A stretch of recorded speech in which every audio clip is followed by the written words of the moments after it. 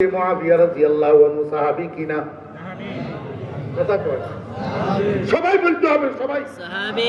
এগুলা না জানার কারণে, না বুঝার কারণে আজকে দুশমনেরা ডাইনের থেকে, বামের থেকে, সামনের থেকে, পিছনের থেকে আমাদের মুসলমানের সন্তানগুলোকে শিকার করে নিয়ে যাইতেছে। হযরত আমির মুআবিয়া রাদিয়াল্লাহু আনহু সাহাবী কিনা? উনি নবীজিকে সচক্ষে দেখছেন, নবীজির হাতে হাত দিয়ে কলমা পড়ে ঈমান আনছেন, সেই ঈমানের উপরে মৃত্যুবরণ করছেন। কারো ক্ষমতা বাপের বেটা যদি থাকে বলো, হযরত আমির মুআবিয়া রাদিয়াল্লাহু আনহু নাউযুবিল্লাহ মুরতাদ হয়ে মারা গেছেন। উমর গুনার খাতেবা ঈমানের উপরে হয় নাই, কোন বাপের বেটা থাকলে বল। যদি সাহাবী হয়ে থাকে 1450 বছর পরে হযরত আমির মুআবিয়া রাদিয়াল্লাহু আনহু সম্পর্কে কটু কথা, কটু ভাষা, অশোভনীয়, অযাচিত, অনাকাঙ্ক্ষিত কথা হযরত আমির মুআবিয়া রাদিয়াল্লাহু আনহু শানে বলার তুই কে? কে তুই আমির মুআবিয়া রাদিয়াল্লাহু আনহু সমালোচনা করেনেওয়ালা? আমার ভাইরা দোস্ত, যে সমস্ত মানুষ নবীজিকে সচক্ষে দেখছে কিন্তু নবীজির হাতে হাত দিয়া কলমা পড়ে নাই, ঈমান আনে নাই, এদের নাম কাফের। এদের নাম কি? কাফের। কয় দল হইল?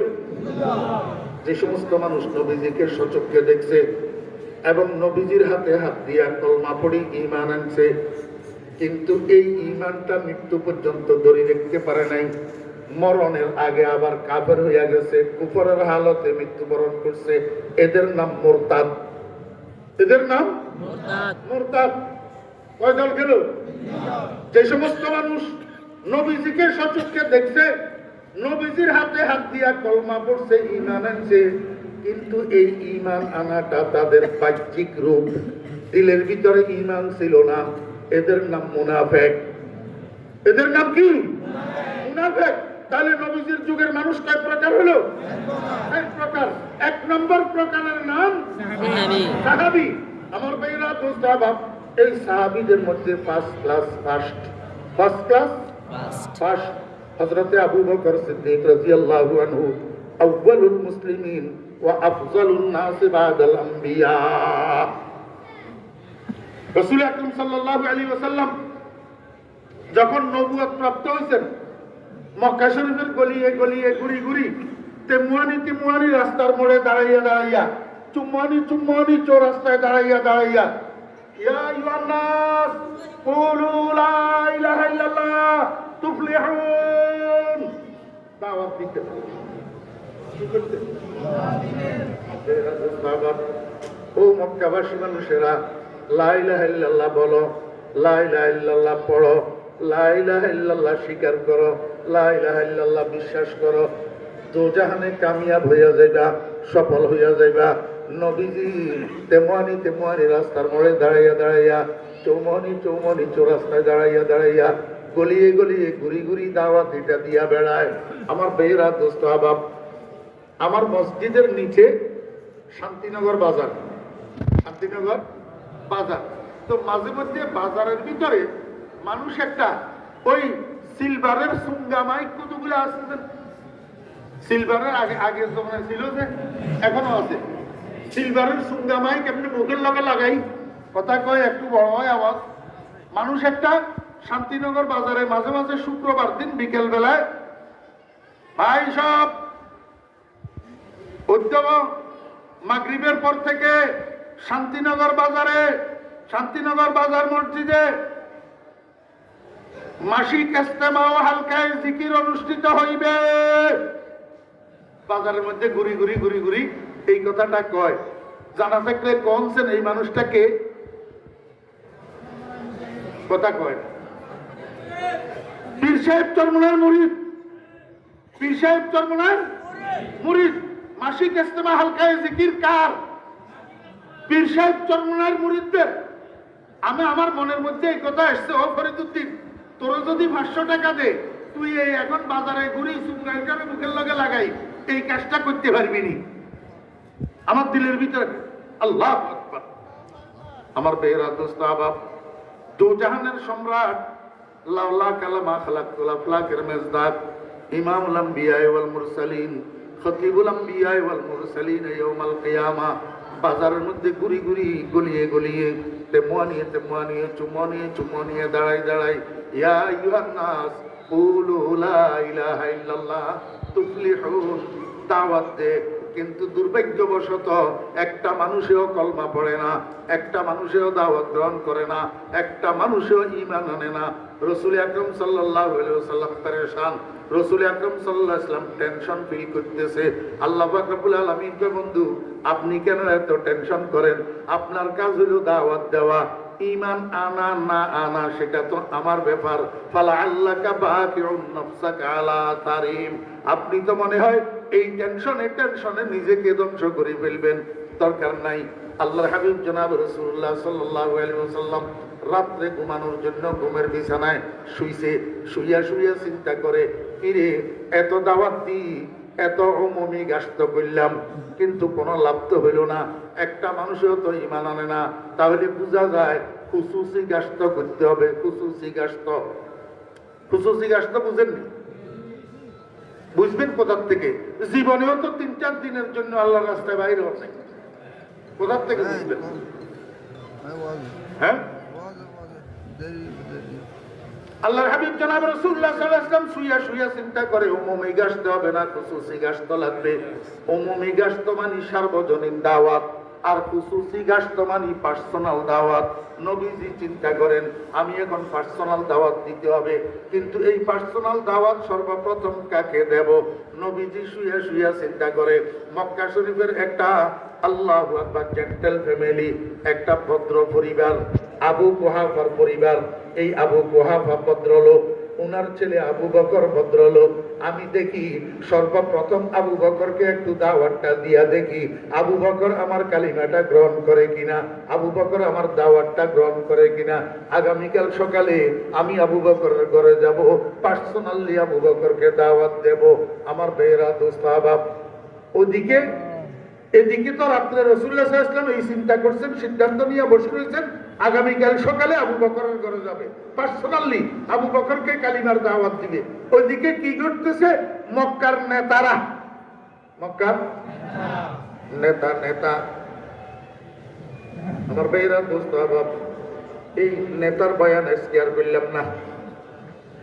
মক্কার নেতারা সব একসাথ হইয়া গেছে আবু বকরের ঘরে, যাইয়া কয় আবু বকর আপনি তো শুধু আপনার তালে আছেন, দুনিয়াদারির খবর রাখেননি। কয় কি খবর? কয় যে এই যে আমাদের আব্দুল্লাহর ছেলে মোহাম্মদ, আব্দুল্লাহর ছেলে মোহাম্মদ, দুরূদ শরীফ তো কেউ পড়ে না, হাইতেও আমি কয় রাসূলুল্লাহ সাল্লাল্লাহু আলাইহি ওয়াসাল্লামের নাম শোনা মাত্রই সাল্লাল্লাহু আলাইহি ওয়াসাল্লাম বলবেন।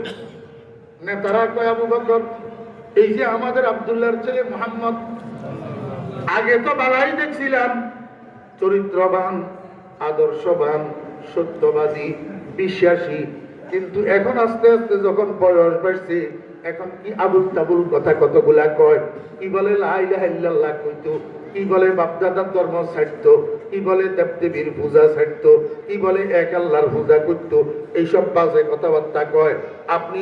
আপনারে তো মানুষে মানে, আপনারে তো মানুষের সমীহ করে, আপনি একটা কাজ করেন, মুহাম্মদের বিরুদ্ধে জাতির উদ্দেশ্যে একটা বিবৃতি দেন। আবু বকর কয় আমি তো এখনো মুহাম্মদের চিনিও না, মুহাম্মদ সম্পর্কে কিচ্ছু জানি না, একটা মানুষের সম্পর্কে না জানিয়া আমি কেমনে বিবৃতি দেব? মনোযোগ আছে? Most important point.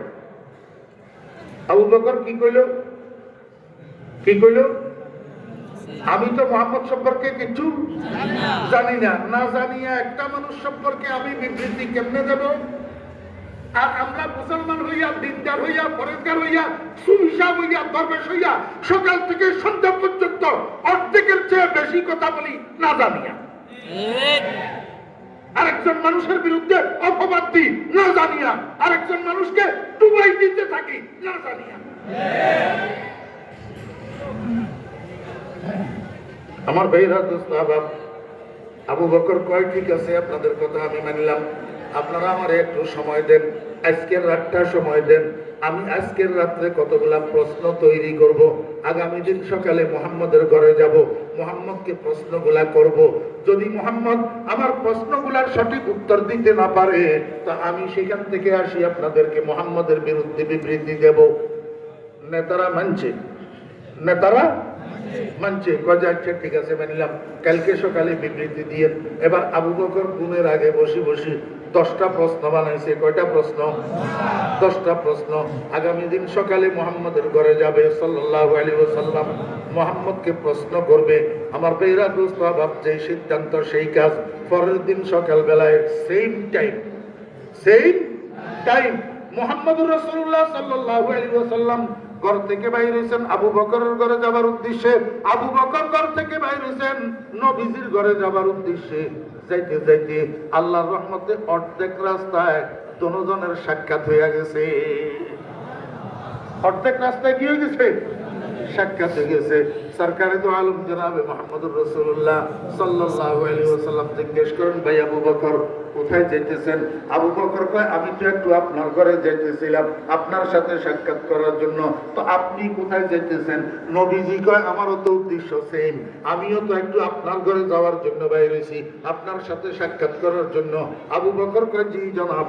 কেন? আপনি আমার ঘরে যাওয়ার জন্য কি উদ্দেশ্যে বাইরে হয়েছেন? কি আপনার মকসদ? রাসূল আকরাম সাল্লাল্লাহু আলাইহি ওয়াসাল্লাম কয়, আগে আপনারটা বলেন, আপনি আমার ঘরে কেন যাইতেছিলেন? আবু বকর কয়, গতদিন বিকেলে মক্কার নেতারা আমার কাছে গেছে, আপনার বিরুদ্ধে একটা বিবৃতি চায়। আমি তাদেরকে বলছি আমি উনার সম্পর্কে কিচ্ছু জানি না, বিবৃতি দিতে পারবো না, তোমরা আমাকে এক রাত সময় দাও। আমি আগামী দিন সকালে উনার কাছে যাব, উনাকে কিছু প্রশ্ন করব।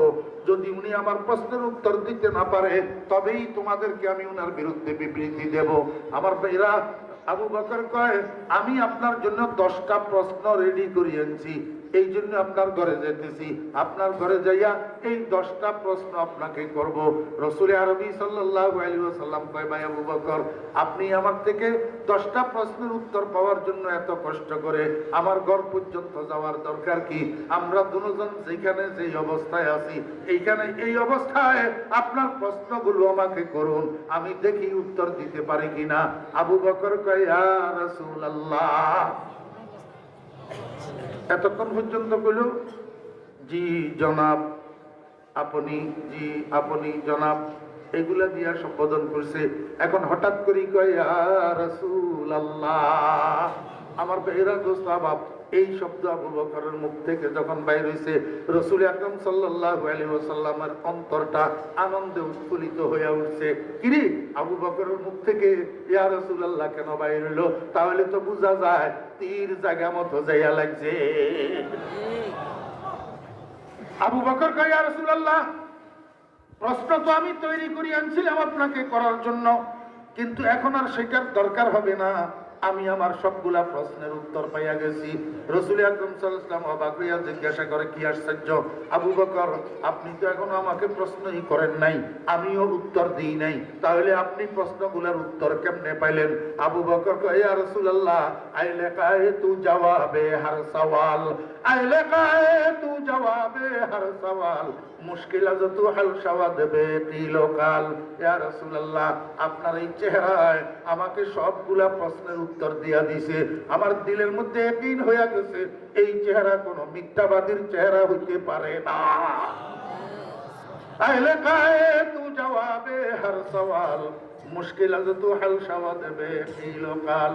ইয়া রাসূলুল্লাহ, আপনি সত্য, আপনার জবান সত্য, আপনার কালিমা সত্য, আপনার দাওয়াত সত্য, আপনার রব সত্য, আপনার ধর্ম সত্য। আর দেরি করিয়েন না, আমাকে একটু পড়াইয়া দেন লা ইলাহা ইল্লাল্লাহু মুহাম্মাদুর রাসূলুল্লাহ। আমার বেরা দোস্ত বাপ, যখন আবু বকর এই কামটা করল, তখন মক্কার মধ্যে এই কামটা করনেওয়ালা দ্বিতীয় জন ছিল না। লিআন্না আবু বকর রাদিয়াল্লাহু আনহু কানা আউয়ালাল মুসলিমিন। আবু বকর কি ছিল? আউয়ালুল মুসলিমিন। আউয়ালুল মুসলিমিন বুঝেননি? সর্বপ্রথম মুসলমান, সর্বপ্রথম। আমার বেরা দোস্ত বাপ, আবু বকর কে ছিল? আবু বকর রাসূল আকরাম সাল্লাল্লাহু আলাইহি ওয়াসাল্লামের হিজরতের সফরের সাথী ছিল। হিজরতের সফরের আমার ভাইরা একদিন জিবরাইল আলাইহিস সালাম আসি রাসূল আকরাম সাল্লাল্লাহু আলাইহি ওয়াসাল্লামকে বলে গেলেন, ইয়া রাসূলুল্লাহ, আল্লাহ পাক আমাকে পাঠাইছেন আপনাকে একটা সংবাদ দেওয়ার জন্য।